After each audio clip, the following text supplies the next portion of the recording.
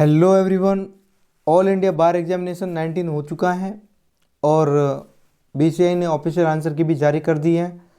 सभी कैंडिडेट्स ने अपने आंसर को चेक कर लिया है। ऑफिशियल आंसर की के अकॉर्डिंग दो कैटेगरी मैंने बनाई है, क्योंकि जिस तरह से कमेंट आ रहे हैं और मैसेज आ रहे हैं उसी के अकॉर्डिंग मुझे लग रहा है कि दो कैटेगरी बन गई है। एक कैटेगरी में जिनके मार्क्स 50 से ज़्यादा आ रहे हैं उनको कोई फ़र्क नहीं पड़ रहा है कि ऑब्जेक्शन हो ना हो, सवाल डिलीट हो ना हो, वो क्वालिफाई कर ही रहे हैं, संभावनाएं बन रही हैं। और एक वे कैंडिडेट जो बॉर्डर लाइन पर हैं उनके लिए ग्रेस मार्क्स के लिए मांग की जाएगी, बिल्कुल की जाएगी। और रिवाइज आंसर की आने दो, आप भी चांस है कि आप भी क्वालिफाई कर जाओगे। लेकिन वे कैंडिडेट्स जिनके मार्क्स बहुत ही कम आ रहे हैं उनके लिए मेरा सजेशन ये रहेगा कि वो तैयारी चालू कर दे AAB20 की और अभी से पढ़ना चालू कर दें। लेकिन जो कैंडिडेट पास कर गए हैं, संभावना है जिनके पास होने की और नंबर अच्छे आ रहे हैं, उनके लिए सजेशन ये है कि वो पूछ रहे थे कि सर अब क्या करें आगे, AAB19 हो चुका है, क्या रिजल्ट तक का वेट करेंगे। कोई ज़रूरत नहीं रिजल्ट तक का वेट करने का। अगर आपके आंसर सही आ रहे हैं तो आपका रिजल्ट पॉजिटिव ही आएगा, आपका क्वालिफाई करके ही आएगा। और आपको अब क्या करना चाहिए, आपको जुडिशरी में जाना है या एडवोकेसी में जाना है, ये डिसाइड आपको करना पड़ेगा। लेकिन मेरा जो सजेशन है वो ये सजेशन रहेगा कि आपको जुडिशरी की तैयारी करनी चाहिए। अगर आप प्रैक्टिसिंग एडवोकेट हो, आपको एडवोकेट बनना ही आपका सपना है, तब तो आप एडवोकेसी फील्ड में जा सकते हो। लेकिन अगर आप 3 साल 2 साल एडवोकेसी जुडिशरी में तैयारी करते हो तो इससे क्या होगा, इससे आपका नॉलेज इन्हेंस हो जाएगा, इंक्रीज हो जाएगा। और जब नॉलेज इंक्रीज हो जाएगा और लॉ पर आपकी अच्छी कमांड हो जाएगी तब आपके लिए एडवोकेसी भी ईजी हो जाएगी। और हो सकता है कि अगर आपका सिलेक्शन हो जाता है तब आप बहुत बढ़िया पोस्ट पे चले जाओगे और अच्छा मुकाम आपको मिल जाएगा जुडिशरी में। और अगर आपका सिलेक्शन नहीं भी होता है जुडिशरी में तो आपके पास में इतना अच्छा एक्सपीरियंस हो जाएगा कि आप एडवोकेसी अच्छे से रन कर पाओगे, क्योंकि आपकी लॉ पर कमांड हो जाएगी। तो मेरा सजेशन तो यही रहेगा कि आप जुडिशरी की तैयारी करो। जुडिशरी की तैयारी करके जितने भी एग्ज़ाम हैं, जुडिशरी के CJ के एग्ज़ाम है, APO के एग्ज़ाम है, आप उनकी तैयारी करके उन एग्ज़ाम को फाइट करो।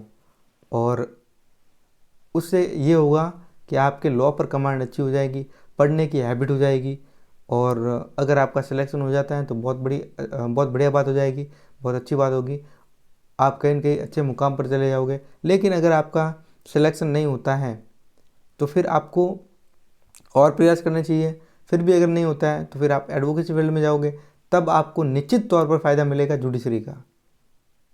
जो आपने लॉ पढ़े हैं उसका निश्चित तौर पर फ़ायदा आपको एडवोकेसी में देखने को मिलेगा। लेकिन अगर ऐसे भी कैंडिडेट्स हैं जो कह रहे हैं कि सर जुडिशरी करनी ही नहीं, बिल्कुल हमारा तो सपना एडवोकेसी का ही है, तो आप एडवोकेसी रन कर सकते हो। एडवोकेसी रन करने के लिए आपको क्या करना पड़ेगा, आपको रेगुलर हैबिट डालनी पड़ेगी पढ़ने की। अगर आपकी रीडिंग हैबिट नहीं है तब आप एडवोकेसी को सही से रन नहीं कर पाओगे। तो आपको अपना यहाँ पर जो मेन जो है आपका टारगेट वो सेट करना होगा कि मेरे को या तो जुडिशरी में जाना है या फिर एडवोकेसी में। लेकिन मेरा सजेशन ये रहेगा कि 2 या 3 साल आप जम करके तैयारी कर लो, कोई फ़र्क नहीं पड़ेगा। 2-3 साल बाद भी चले जाओगे कोर्ट में तो कोई फ़र्क नहीं पड़ेगा। प्रैक्टिस करने 2-3 साल बाद भी चले जाओगे तब भी आपकी प्रैक्टिस अच्छे से ही रन होगी। लेकिन 2-3 साल आपने अच्छे से जुडिशरी की तैयारी कर दी तो क्या पता आपका जुडिशरी में सिलेक्शन हो जाए। और अगर नहीं भी होता है तो एक्सपीरियंस अच्छा सा हो जाएगा आपको। तो मेरा सजेशन तो यही रहेगा कि आप जुडिशरी की तैयारी करो।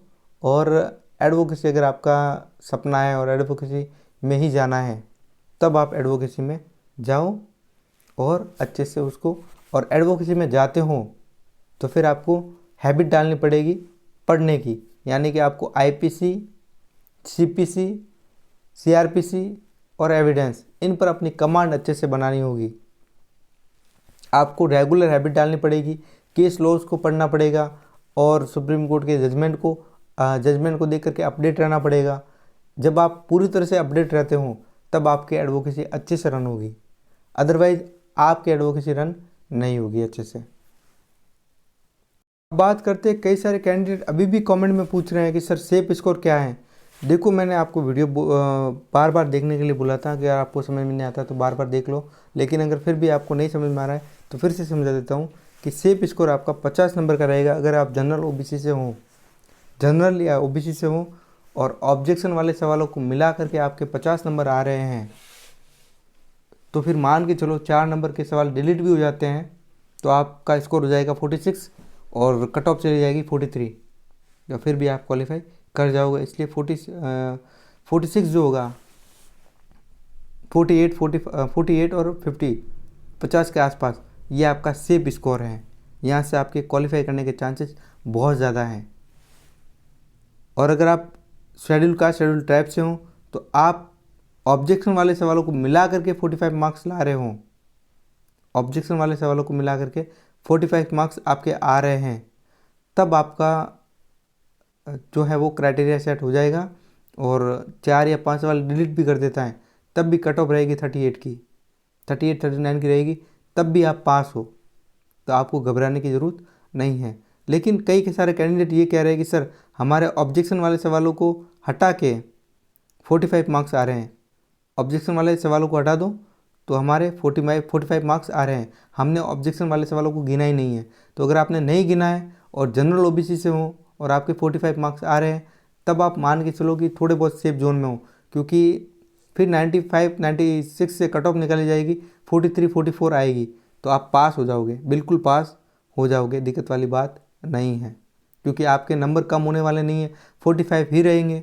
ऑब्जेक्शन वाले सवालों को आपने गिना नहीं है तो अब 45 ही रहेंगे, कट ऑफ ज़रूर कम चली जाएगी तो आप पास हो, तो आपका डाउट क्लियर हो गया। उसके बाद जनरल ओबीसी वाले ये पूछ रहे थे, फिर शेड्यूल ट्राइब वालों ने भी पूछा कि सर सेफ स्कोर क्या रहेगा।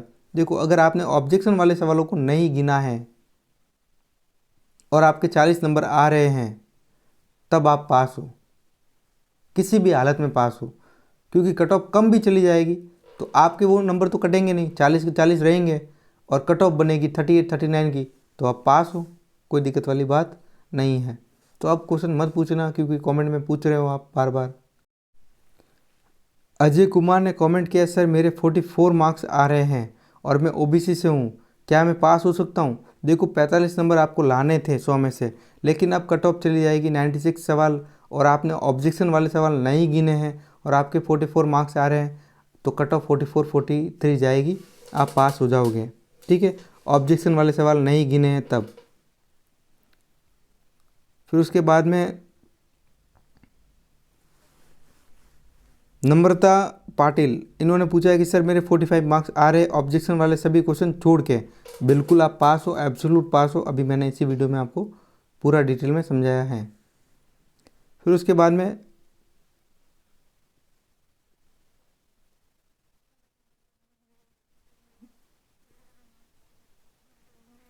पहले उनका जवाब दे देते हैं। उम्मीद तो यही है, कानूनी ज्ञान, इनका नाम तो नहीं लिखा है लेकिन ये लिखा है, उम्मीद तो यही है कि 50 आंसर जिसके करेक्ट हैं सेफ जोन में हैं। तो ये इसमें देखने को मिल रहा है, मैंने आपको पूरा डिटेल में समझा दिया है।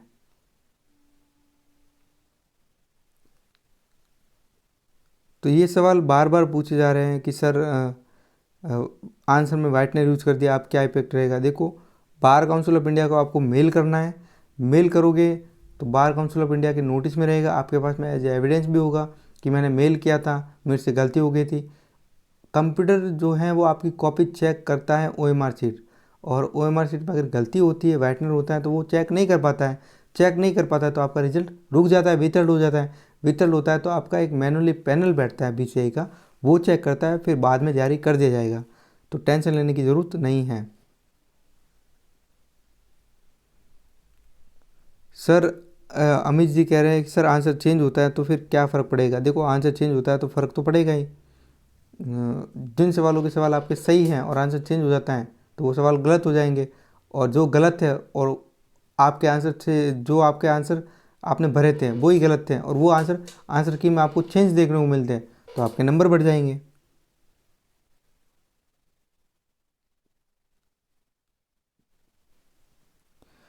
ग्रेस मार्क्स देने चाहिए, बिल्कुल देने चाहिए, बीसीआई गलती करती है तो बीसीआई को ग्रेस मार्क्स देने चाहिए, मांग करेंगे, बिल्कुल करेंगे।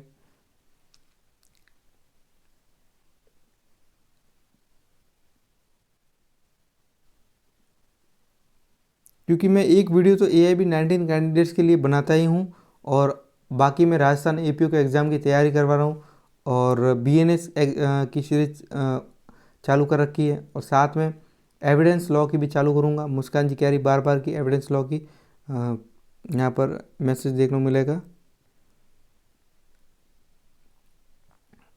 एक कैंडिडेट्स कह रही है कि सर, हाँ ये मुस्कान सर जी प्लीज़ BCA की कंप्लीट सीरीज लेकर के आइए। लेकर के आएंगे, बिल्कुल ज़रूर लेकर के आएंगे अभी। लेकिन 3 वीडियो मैं अपलोड करने की कोशिश करूँगा, कि एक तो राजस्थान APO के लिए, और एक जुडिशरी के लिए, और एक AIB कैंडिडेट्स के लिए, ताकि आपको हेल्प मिलती रहे। तो अब ये सवाल आप मत करिएगा, क्योंकि अब आपको मैंने पूरा सिनेरियो बता दिया है। अब आपको कोई भी डाउट नहीं रहना चाहिए। अगर आपको डाउट रहता है स्कोर को लेकर के, तो आप बार बार वीडियो देख लो, आपको अच्छे से समझ में आ जाएगा।